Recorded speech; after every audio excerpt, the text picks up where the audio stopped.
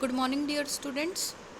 Today we will study chapter 4 of geography, that is called agriculture, class 10th.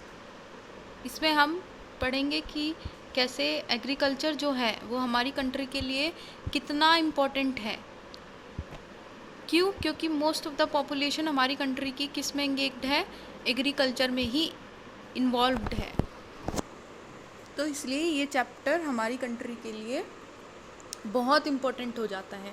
हम इसमें पढ़ेंगे कि कैसी कैसी क्रॉप उगाई जाती है, कौन सी मेजर क्रॉप्स हैं, क्या उनके रीजंस हैं, कौन कौन सी स्टेट्स उनको उगाती है, ये सब हम इस चैप्टर में पढ़ेंगे।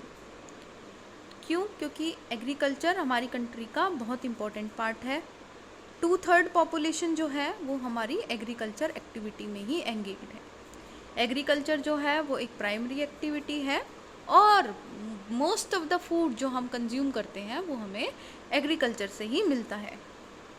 फूड ग्रेन्स के अलावा और भी बहुत सारे रॉ मटेरियल हैं जो हमारी एग्रीकल्चर उगाता है और जो हमारी इंडस्ट्रीज़ हैं उनको प्रोवाइड करता है, जैसे कॉटन एंड ऑल, ये सब जैसे टी, कॉफ़ी, स्पाइसेस, ये सब भी हमारी कंट्री में एक्सपोर्ट किए जाते हैं। अब टाइप ऑफ फार्मिंग क्या होता है कि किस किस तरह की हमारी कंट्री में फार्मिंग की जाती है। एग्रीकल्चर क्या है? बहुत ही एज ओल्ड इकोनॉमिक एक्टिविटी है। इकोनॉमिक एक्टिविटी कौन सी होती है? Which is mean for profit purpose, जो प्रॉफिट के लिए की जाती है, कुछ पैसा कमाने के लिए की जाती है।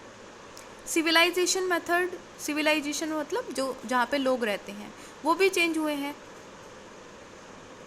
कि जैसा फिजिकल एनवायरनमेंट होगा, टेक्नोलॉजिकल नो हाउ होगा, सोशो कल्चर प्रैक्टिसेस होंगी, लोग भी वहाँ पे रहना पसंद करते हैं।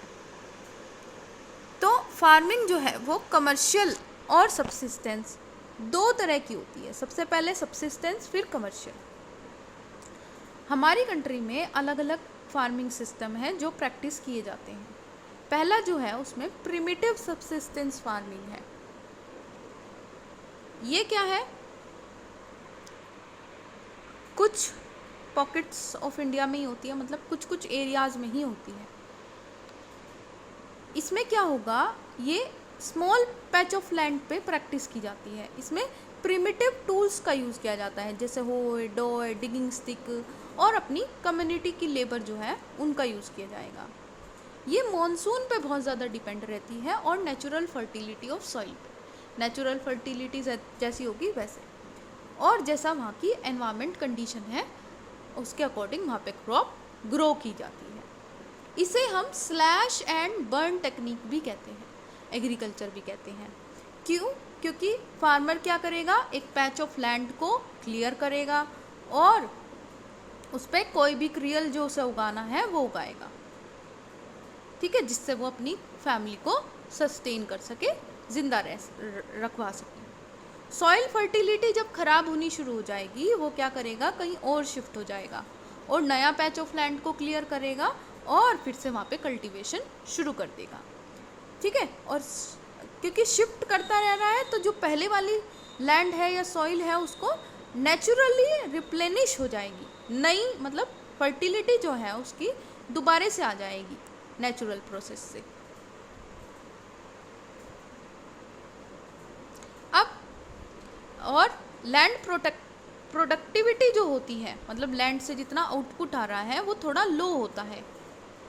क्यों? क्योंकि फार्मर्स जो है वो मॉडर्न इनपुट्स का यूज़ नहीं करते और फर्टिलाइजर्स, पेस्टिसाइड्स, इन सब का यूज़ नहीं करते, इसलिए प्रोडक्टिविटी थोड़ा कम होती है। अलग अलग कंट्री में, अलग अलग रीजन्स में इसे अलग अलग नाम से भी जाना जाता है। जैसे झूमिंग जो है, नॉर्थ ईस्टर्न स्टेट जो है हमारी कंट्री की, वहाँ पे इसे झूमिंग के नाम से जाना जाता है।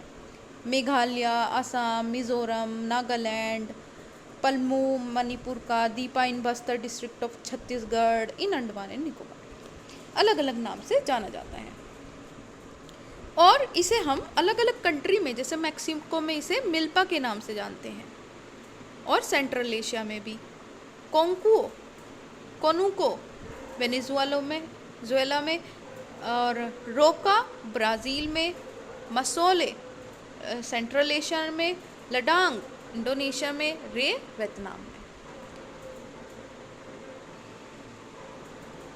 और हमारी कंट्री में देखा जाए तो बेवार और दहिया मध्य प्रदेश में, पोडू पिंडा आंध्र प्रदेश में, पामा दाबी और कोमन और ब्रिंगा ये हमारे उड़ीसा में, कुमारी वेस्टर्न घाट में, वेल्टरे साउथ ईस्टर्न राजस्थान में, खील हिमालयन बेल्ट में, करुआ झारखंड में, झूमिंग हमने पढ़ाई है नॉर्थ ईस्टर्न में। ज़्यादातर झूमिंग के बारे में पूछा जाता है।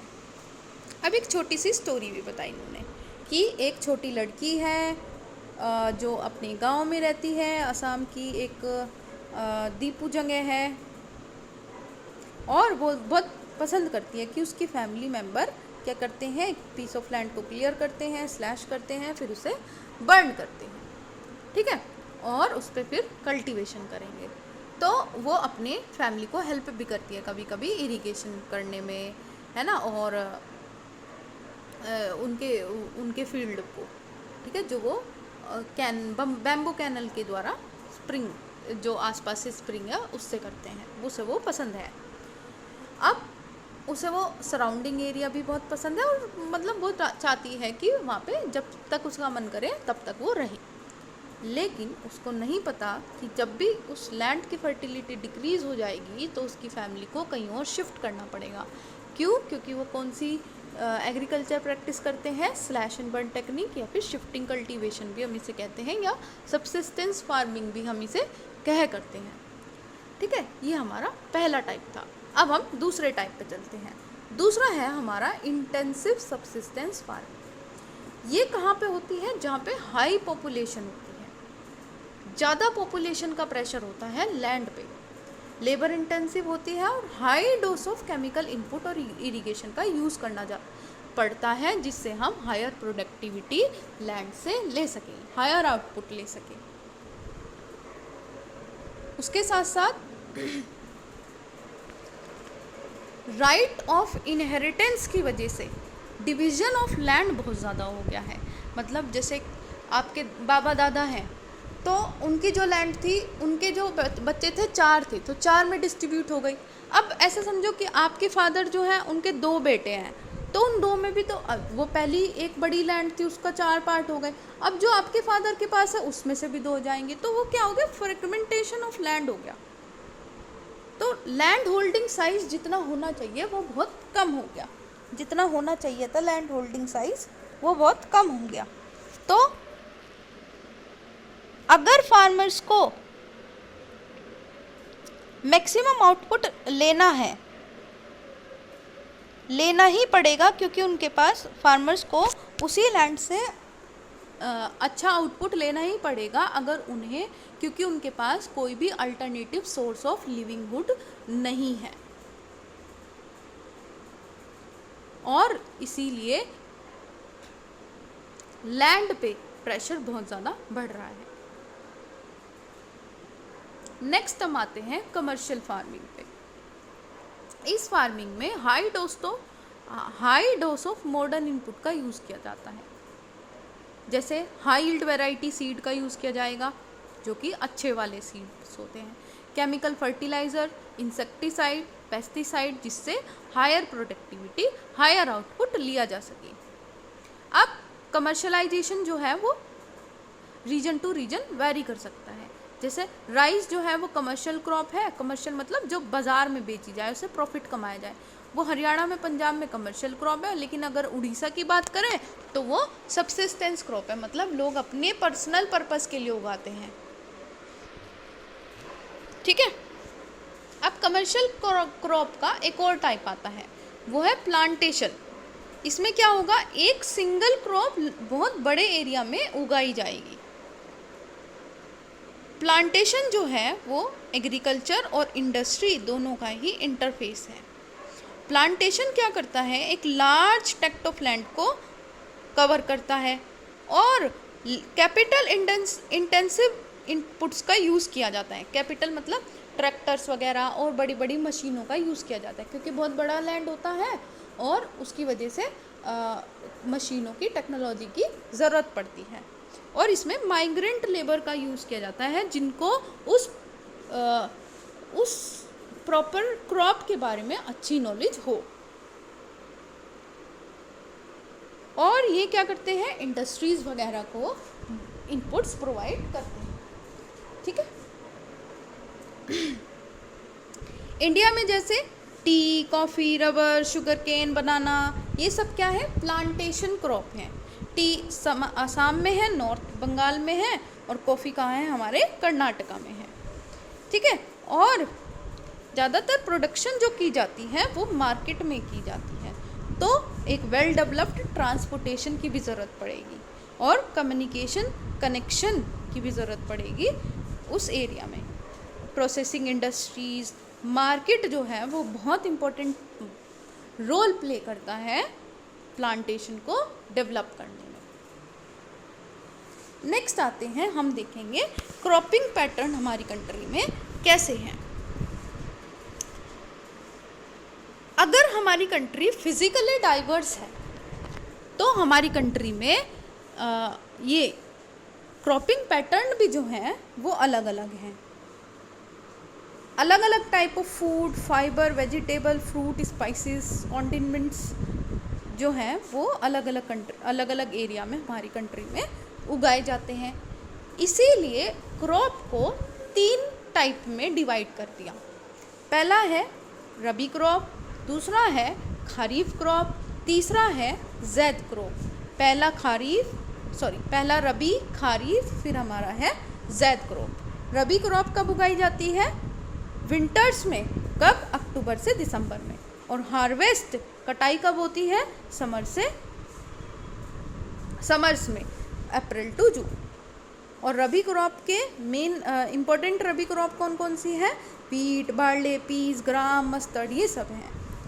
ये हमारी जो होती हैं rabi crop large part of India में होती हैं, जैसे नॉर्थ वेस्ट, जैसे पंजाब, हरियाणा, ये हमारी इसकी इम्पोर्टेंट स्टेट्स हैं। हिमाचल प्रदेश, जम्मू कश्मीर, उत्तराखंड, उत्तर प्रदेश, जहाँ पे वीट और अदर रबी क्रॉप उगाई जाती हैं।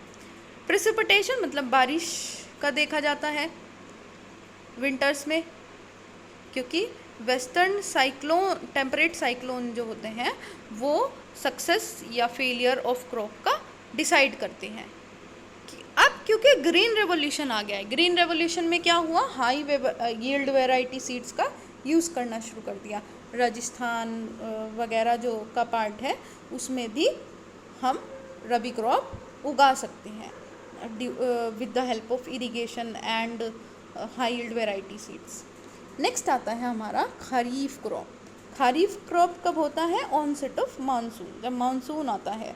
ठीक है। और हार्वेस्ट कब होता है, सितंबर और अक्टूबर में। और कौन कौन सी इंपॉर्टेंट क्रॉप उगाई जाती हैं, जैसे पैडे, मेज़, jowar, bajra, tur, moong, urad, cotton, jute, groundnut, soybean. ठीक है।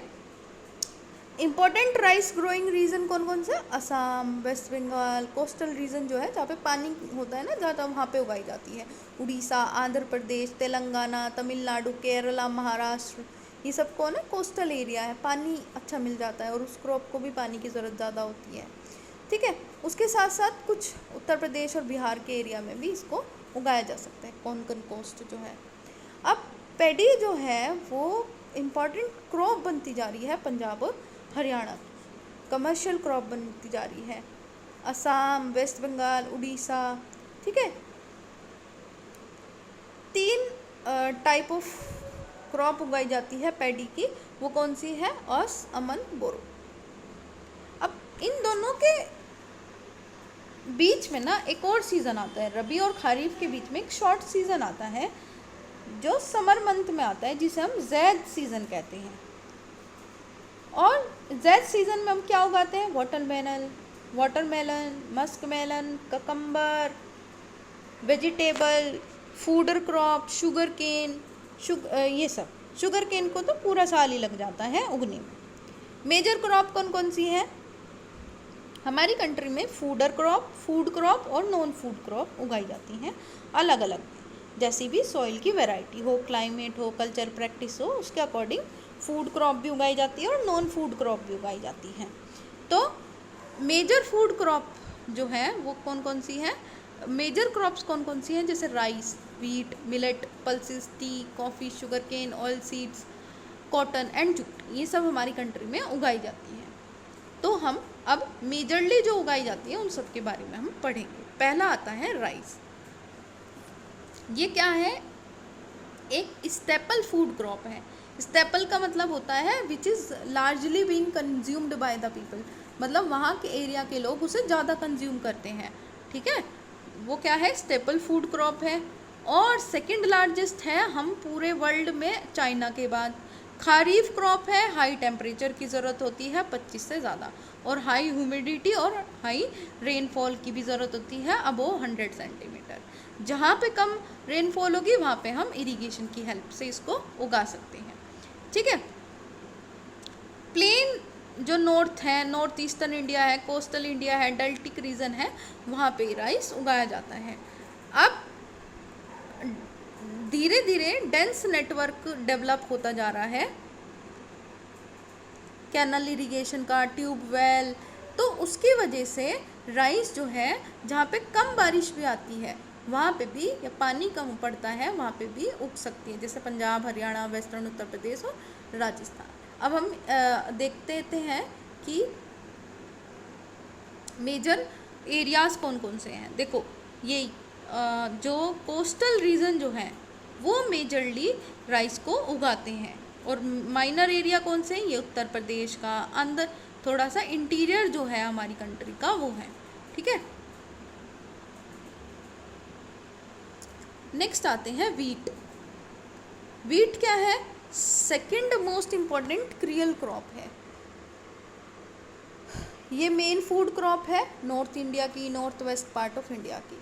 ये रबी क्रॉप है, कूल ग्रोइंग सीजन चाहिए और ब्राइट सनशाइन चाहिए जब ये रीप हो, मतलब पूरी पक जाए। 50 से 75 सेंटीमीटर का इसको रेनफॉल चाहिएगा ही चाहिएगा। 2 इम्पोर्टेंट वीट ग्रोइंग जोन कौन कौन सी है, Ganga Sutlej plain north west part में, और एंड ब्लैक सॉइल रीजन जो डेक्कन में है। Major food wheat producing state कौन कौन सी है,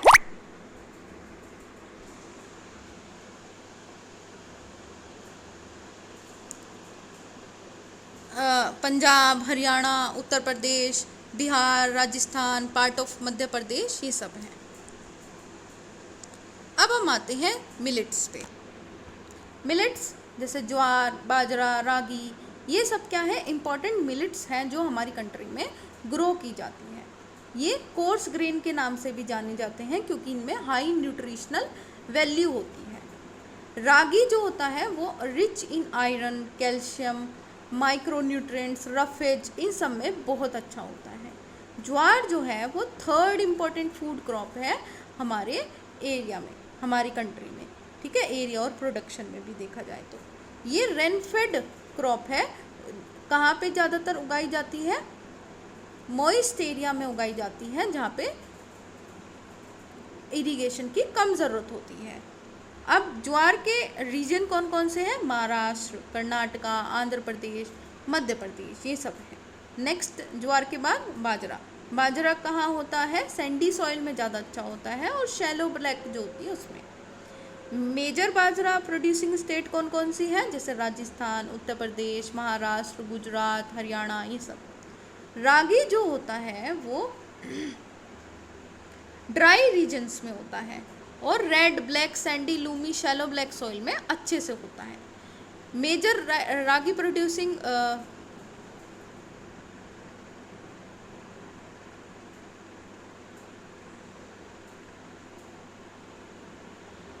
स्टेट कौन कौन सी है, कर्नाटका, तमिलनाडु, हिमाचल प्रदेश, उत्तराखंड, सिक्किम, झारखंड एंड अरुणाचल प्रदेश। नेक्स्ट आता है मेज। मेज क्या है, एज अ फूड भी है और फूडर भी है। फूड मतलब जो इंसान खाते हैं, फूडर कौन होता है, जो एनिमल्स खाते हैं। खरीफ क्रॉप है, टेम्परेचर 21 से 27 डिग्री सेल्सियस चाहिए और एलुवियल सॉइल में, ओल्ड एलुवियल सॉइल में अच्छे से होता है। कौन कौन सी स्टेट्स होती हैं, जैसे बिहार, यहाँ पे ये हम मेज़ को रबी सीजन में भी उगा सकते हैं। मॉडर्न इनपुट्स जैसे HYV सीड, फर्टिलाइज़र, इरिगेशन, इसकी वजह से इनका प्रोडक्शन भी बहुत बड़ा है। मेजर फूड प्रोड्यूसिंग स्टेट कौन कौन सी है? मेज़ प्रोड्यूसिंग स्टेट कौन कौन सी है? जैसे कर्नाटका, उत्तर प्रदेश, बिहार, आंध्र प्रदेश, तेलंगाना, मध्य प्रदेश। पल्सेस, हमारी जो कंट्री है वो लार्जेस्ट प्रोड्यूसर भी है और कंज्यूमर भी है। हम मेनली डेली बेसिस पे दाल को कंज्यूम करते ही हैं। ये सोर्स ऑफ प्रोटीन होता है वेजिटेरियन डाइट। इंडिया में मेजरली जो पल्सेस उगाई जाती हैं वो है तूर, अरहर जिसे हम कहते हैं, उड़द, मूंग, मसूर, पीस, इन सबको हम उगाते हैं। अब देखो इन्होंने कुछ मेजर वीट प्रोड्यूसिंग एरिया भी दे रखे हैं। वीट प्रोड्यूसिंग एरिया ज़्यादातर कौन से हैं? नॉर्दर्न पार्ट ऑफ इंडिया है। और माइनर कौन से हैं? थोड़े से ये बिहार का, वेस्टर्न उत्तर प्रदेश, ईस्टर्न उत्तर प्रदेश जो है, राजस्थान, गुजरात का, और थोड़ा सा मुंबई, महाराष्ट्र का भी। ठीक है।